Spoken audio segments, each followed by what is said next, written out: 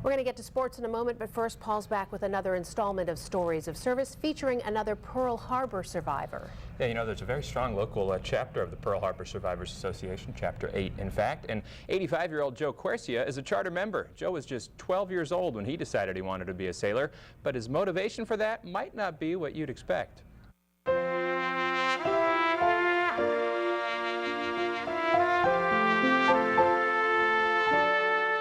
My neighbor, Albert Surmelli, went in the Navy in 1935, so I thought, you know, gee, he'd come home with them bell-bottom trousers and all the little girls liked him.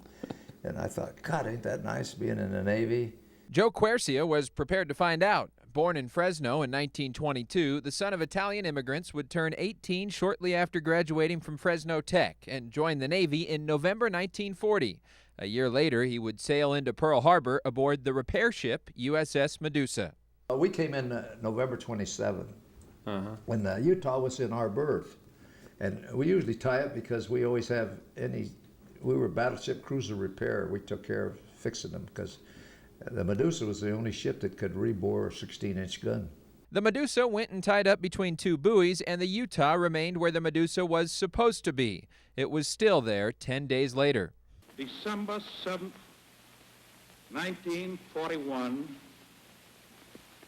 a date which will live in infamy. This kid that I joined the Navy with was Louis Gatewood, and Louis and I just got done with breakfast that morning. We had our bunks down, and I was leaning on my bunk talking to him and his, and looking out the porthole at Fort Island's just right across from us.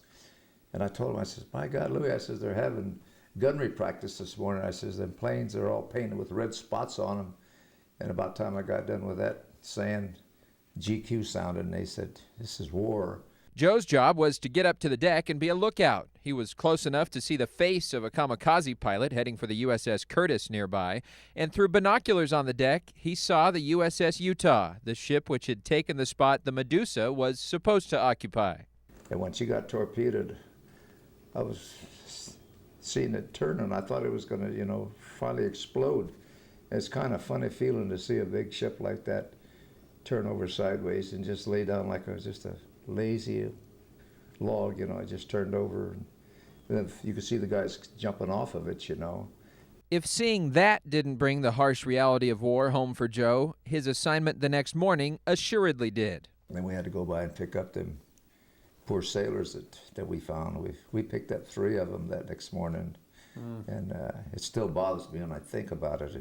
I thought about the guys and saw the Arizona, because we had to go by the Arizona.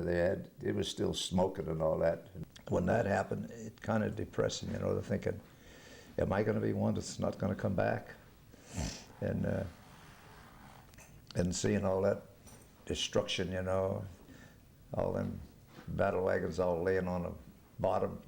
Joe would remain in the Navy through November 1946, serving on 3 more ships after the Medusa. He was on the light cruiser USS Duluth when the war ended, and he says he hasn't been on the ocean since.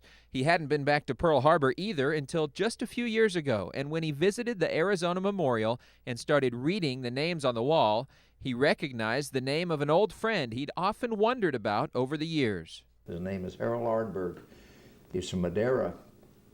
And if you ever go there, right on the bottom of where all the men that was on Arizona, there's a little spot, 6 people that was on the vessel. Harold Arnberg, his name's the first one. He went through boot camp with me and everything. And I didn't know that he was killed till I saw that. Arnberg was on the USS Vestal, which had been tied up next to the Arizona when the Japanese attacked. You don't have to travel to Hawaii to find his name etched in stone. He's also honored in this memorial in Madera's Courthouse Park. Joe doesn't know exactly how Harold died, but he does have warm memories of how his friend lived. And one thing I liked about Harold, he was tattoo happy. And I says, you don't want to go over to Germany? I said, if they tell me them German generals, they catch a sailor or soldier that's got a lot of tattoos, their wife skin them and make lamps out of them. And he told me, he said, I ain't never going to go to Germany. But anyway, Harold was killed that morning. Every December 7th now, Joe joins his fellow survivors in honoring the nearly 2,400 Americans who died that day. A longtime Model A enthusiast, he even has Pearl Harbor Survivor license plates on his beautifully restored Ford. Spending just a few minutes with Joe will give you a taste for his youthful exuberance, but that joy is born out of humble gratitude. He's thankful for all the things he never would have experienced if his name had been etched alongside his friend Harold's. But there is a spot in Fresno you can find Joe's name etched. It's actually on a stone outside Fresno's VA hospital. It's among the survivors who dedicated the Pearl Harbor Memorial there. He was originally listed there as a Marine, but he is so proud of being a Navy man that he insisted they fix it. So now if you go there, it says Joe Quercia, U.S. Navy. All right, he pulled some strings there. He did. Thank you, Joe, for telling us your story. Thank you for your service to our country. And if you can think of someone in your life that you think we should catch up with and preserve that story of World War II service, go to our website, cbs47.tv, or call that phone number, 445-0015.